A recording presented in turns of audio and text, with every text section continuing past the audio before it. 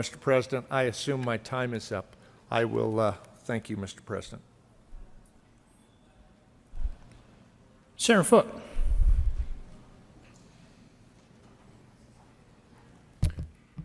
Thank you very much, Mr. President.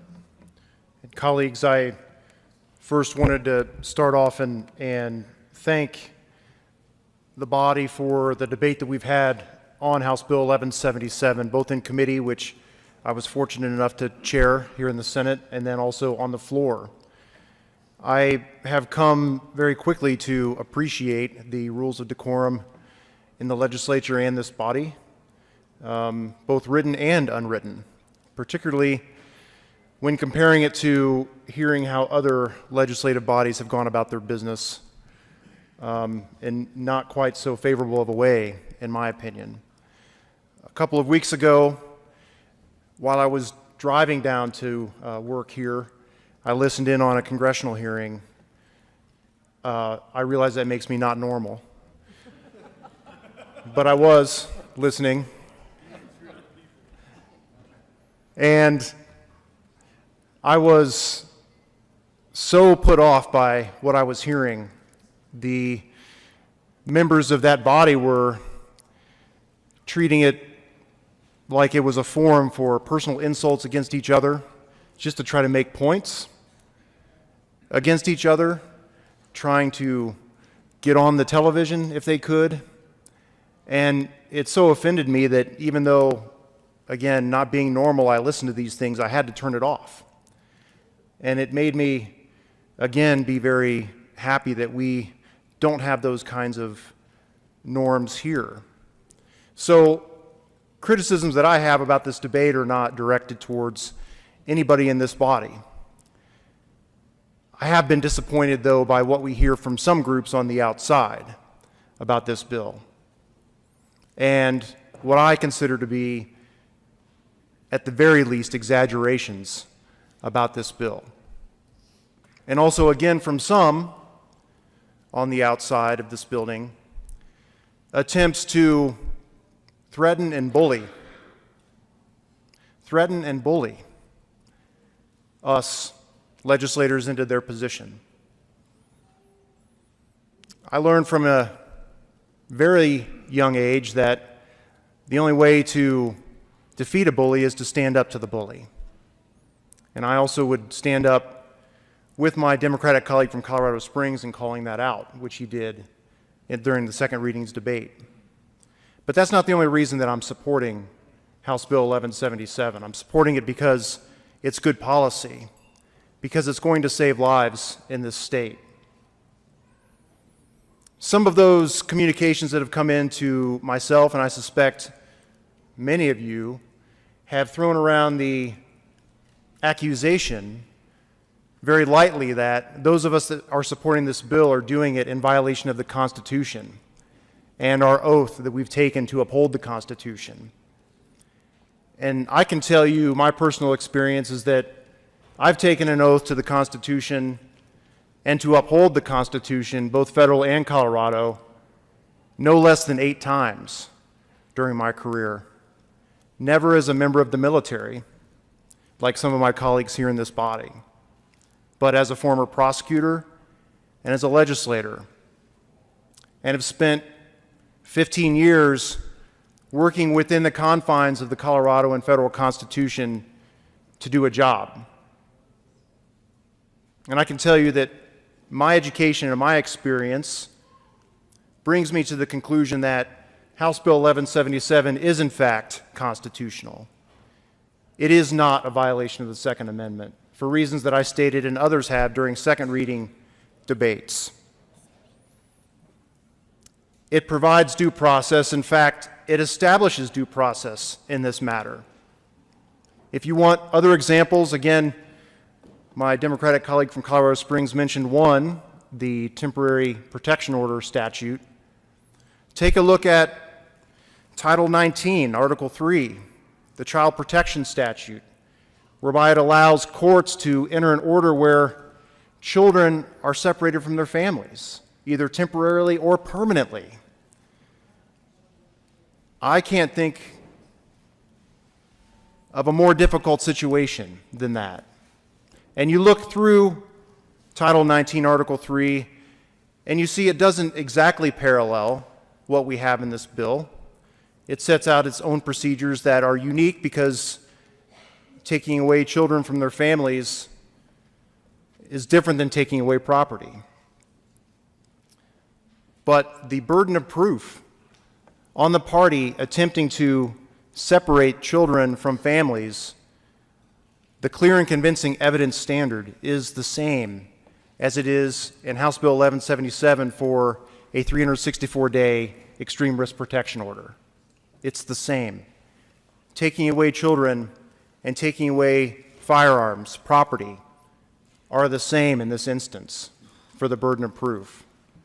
Also, I would ask you to take a look at Title 16, Article 3, which establishes due process for the execution of search warrants in criminal cases, which has been found to be constitutional amongst many challenges over the course of the decades that we've had that particular statutory authority.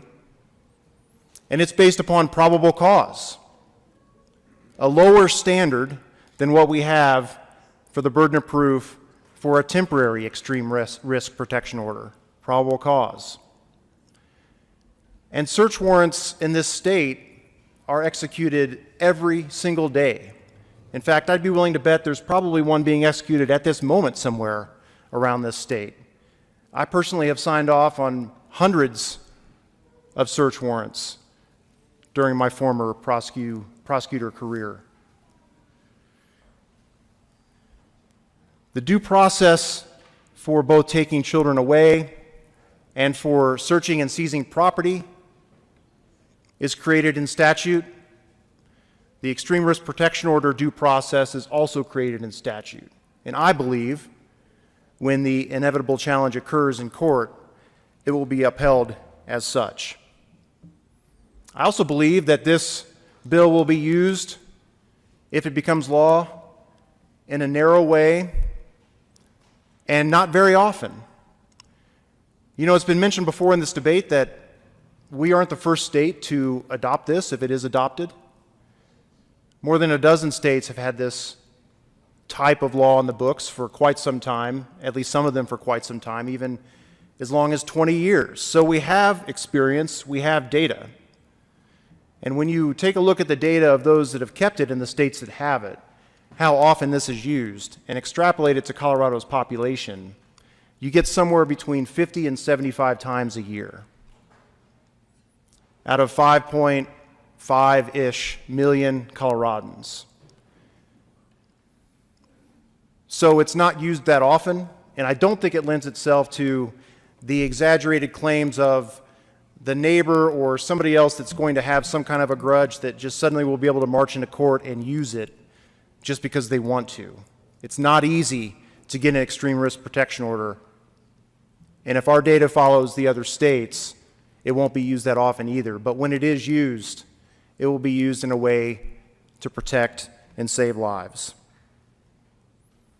You know, I'll maybe carry on a little bit of the history theme that we heard from the prior senator and quote Mark Twain when saying that history doesn't repeat itself, but it rhymes. We've been through these gun debates before. Unfortunately, they always seem to be the nastiest debates that we hear, again, coming from some folks outside of the building. And almost every time, if not every time we've had a debate like this, we always hear the bill is unconstitutional. We always hear that we're not upholding our oaths. We always hear that no matter what is attempted, it should be defeated. Not amended, but defeated. That's unfortunate because there always can be good work done in this building to amend bills. This bill is no different. Of course, there can be work to be done to make a bill as perfect as possible. But my experience has been, and others may agree, that that just isn't the way that these bills are approached, and that's unfortunate. It is unfortunate. Would The the bill that we- senator from Lafayette like to extend into the next 10 minutes? Yes, please. Thank you, Mr. President. Please proceed, Senator. The bill that we have before us is a narrowly crafted bill that will be used narrowly, that I believe will be upheld as constitutional, and one that will help Coloradans. I believe that there is danger in executing an extreme risk protection order search warrant, just as there is danger in executing any kind of search warrant that peace officers do every single day, or any kind of a civil process. Even serving subpoenas has shown to be dangerous at times to peace officers. But that doesn't mean that we shouldn't put in protections, we shouldn't put in statutory authority to save lives in Colorado. Colleagues, I believe that we shouldn't rely upon just thoughts and prayers to address gun violence in this state. We should rely upon constitutional and well-crafted pieces of legislation that can put into place processes that can save lives and will save lives in Colorado.